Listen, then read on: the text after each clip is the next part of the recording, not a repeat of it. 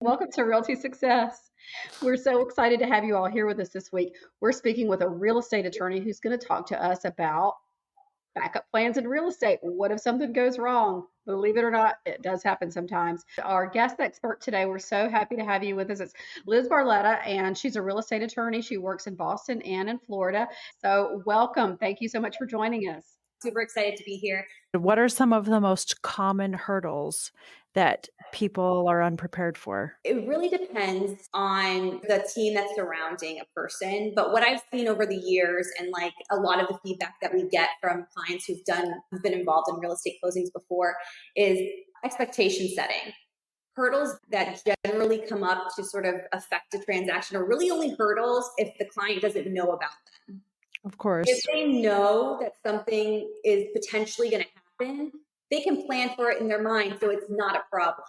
So I think that the big focus for us always is to manage expectations, but also to set those expectations so we can exceed them, because at the end of the day, we want raving fans and all that stuff. But at the end, it's so important for clients to know that, yes, from a lending perspective, like don't open new lines of credit. Like from a title perspective, from our state at least, expect that there could be something that could postpone closing. From a seller's perspective, when you're accepting an offer that has a contingency for financing, that financing may be denied and the deal may terminate. So don't necessarily pack all your bags, but you also want them to be packed at the same time. So it's absolutely, it's definitely a dance sometimes with those types of things. But setting the expectation of everything that could I always sometimes feel like I'm like the bearer of bad news, but I always try to do it in a positive way.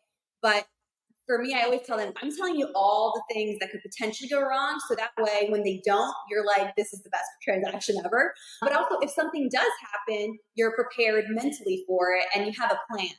Because the worst thing that could happen is if you just don't anticipate that someone's going to terminate as a seller for financing, and you had your other purchase contingent, not contingent, for example, and now you can't buy, you can't sell, it's super stressful. Or if you're a buyer, and at least in our state, if there is a title issue, for example, that comes up, the seller generally does have the ability to extend closing unilaterally, meaning they don't have to ask the buyers for permission to resolve a title issue for a certain period of time. If the buyer doesn't know that and they have a closing September 1st and they have to be out of their apartment August 31st, and now that seller's extending until September 15th, where are you living for 15 days? So we always Airbnbs. There you go. Not that we've ever been down this road. Yes. I mean, but thankfully, having that conversation in anticipation of that high likelihood, especially when you have that like rental to buy, it's tough when you have such a tight timeline, I should say. We're dealing with a lot of contingencies in our market right now. Mm-hmm. Do you recommend just getting an attorney involved right at the onset? As an attorney, I feel like I like to always advocate for our usefulness. It's important for the client to understand. I think as an agent in a marketplace that an attorney isn't required, your client usually pretty well. And there are certain clients that I feel like always could do well with having a second perspective involved in the transaction, or explaining something in a different way to a client to make sure they understand.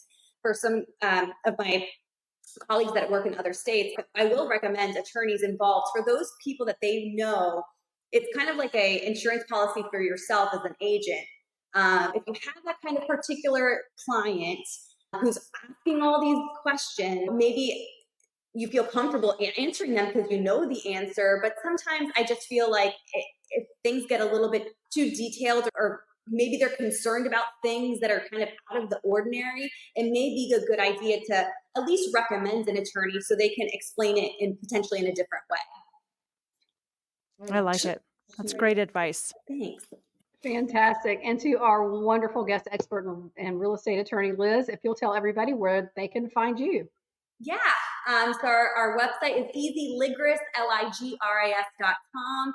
My profile is there. I'm on Instagram at LizBESQ, and my email is barlettateam@ligris.com. But thank you all so much for letting me chat today with you all. And we'll see everybody again next time. Have a great week.